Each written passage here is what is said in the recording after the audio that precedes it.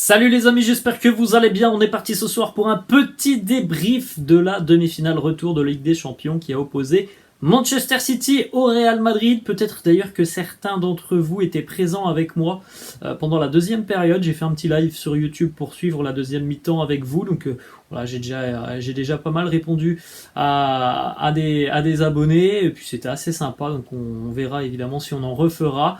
En tout cas, le Real est éliminé de la Ligue des Champions. Une défaite lourde. 4-0 pour Manchester City ce soir, dans un match qui a été dominé de la tête et des épaules par les hommes de Pep Guardiola. Le Real n'a jamais existé au cours de cette rencontre. Donc forcément pas beaucoup de regrets à l'issue de cette manche retour, parce que le Real n'a jamais été en mesure ce soir de répondre. Et les regrets, on peut en avoir peut-être sur le match aller, sur la deuxième mi-temps du match aller, comme j'en ai parlé tout à l'heure lors du live. Mais sur ce match retour, voilà, il n'y a pas de contestation possible. City était largement, mais très largement meilleur que le Real. Le 4-0, il est logique, ça aurait même pu être beaucoup plus lourd. Doublé de Bernardo Silva en première période, Militao contre son camp à la 76e, alors je ne sais pas si ça sera Militao contre son camp ou Manuel Akanji, en tout cas bref, ça fait 3-0, et puis en fin de rencontre, encore un bijou. Julian Alvarez, bien servi par Phil Foden. Grosse déception, oui, parce que évidemment on ne s'attendait pas à voir ce visage du Real, qui a été dominé pendant 90 minutes tout simplement, qui n'a jamais su répondre, qui n'a jamais su répondre en équipe, en bloc, qui a été battu dans les fondamentaux tout simplement en première période. C'est tout simplement les fondamentaux d'une demi-finale de Ligue des Champions, et plus généralement d'un match de foot, c'est-à-dire voilà, l'envie, la bagarre, les duels. Ça a beaucoup manqué en première période. L'organisation tactique défaillante en première mi-temps, sans que Carlo Ancelotti ne fasse des ajustements. Quand je vois la difficulté qu'a éprouvé Camavinga en première période, parce qu'il a été laissé beaucoup trop souvent en 1 contre 1 ou en 1 contre 2, parce que Vinicius ne faisait pas énormément d'efforts. Il en a fait, mais pas assez, tout simplement. On est en demi-finale de Ligue des Champions, tu dois véritablement avoir un bloc équipe. C'est pas ce qui s'est passé sur la première période. Tu as laissé en plus de ça beaucoup trop de liberté aux Citizens en première mi-temps. Ils ont quand même eu l'opportunité de rentrer beaucoup trop facilement dans la surface de réparation. Tu es beaucoup trop attentiste dans tes 20 ou 25 derniers mètres. Au bout d'un moment, tu dois arrêter de reculer, et tu dois aller un petit peu cadrer le porteur de balle. C'est pas du tout ce qui s'est passé ce soir. C'est une véritable démonstration des hommes de Guardiola, et du côté du Real, évidemment, c'est une énorme gifle. Donc on regarde, les amis, comme d'habitude, la timeline de la rencontre.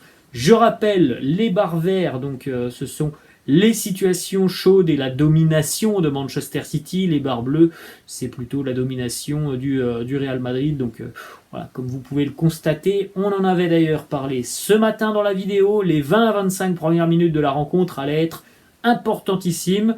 On savait, pas de surprise, on le savait, City allait démarrer très très fort la rencontre. C'est exactement ce qu'il s'est passé. Et au final, ce qui devait arriver arriva à la 22e. L'ouverture du score plus que logique pour City, qui avait déjà eu 2 grosses opportunités bien avant. Mais voilà, le Real n'a absolument pas existé durant la première période, et a fait un peu mieux en seconde mi-temps, parce que évidemment City a aussi relâché un petit peu son emprise sur le match en seconde mi-temps.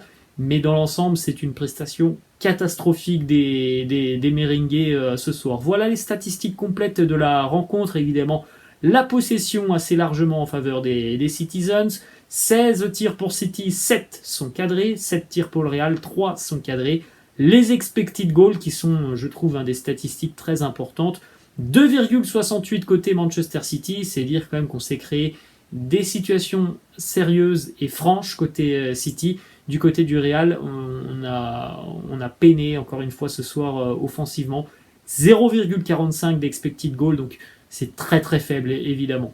Vous pouvez jeter un petit coup d'œil aussi au niveau des passes en bas. Ce qui est intéressant, c'est de voir surtout les passes réussies dans les 30 derniers mètres adverses. 185 pour Manchester City, 52 du côté du Real. C'est très très faible évidemment pour les Merengues, alors que du côté de City c'est exceptionnel hein, quand on voit les buts marqués par les Citizens ce soir, les décalages, les passes quasiment à l'aveugle. Voilà, ça a été vraiment exceptionnel ce qu'ils ont fait. Ils se sont baladés dans la défense du Real. Petite stat, ça ce sont les stats de la première mi-temps. Comme on l'a vu tout à l'heure sur la timeline, le Real a été mangé dans tous les compartiments du jeu en première période. Voilà les stats de la première période. Avec donc en termes d'expected goal pour Manchester City, 1,53, pour le Real Madrid, 0,01. Donc absolument rien. 72% de possession pour City, 28 pour le Real, 13 tirs pour les Citizens, un petit tir pour le Real en première période. Voilà, après 45 minutes, on savait déjà que ça allait être une mission quasi impossible pour les Merengues.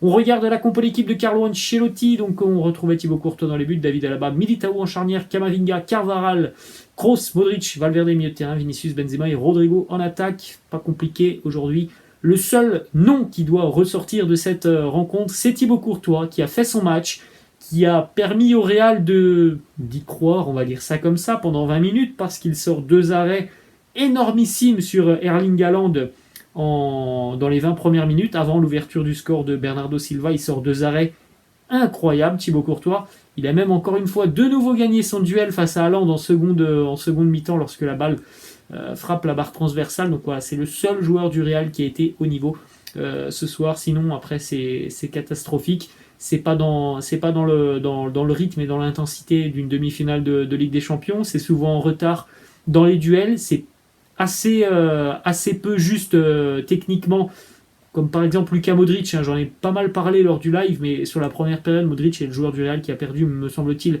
le plus de ballons. Toni Kroos, bon, la frappe sur la barre transversale, c'est certainement le seul point positif de la rencontre. Fede Valverde, inexistant offensivement, il a donné sa personne un petit peu défensivement sur la première période, mais la marche était beaucoup trop haute ce soir face à une équipe de City redoutable collectivement, et face à un Real qui justement collectivement a failli ce soir.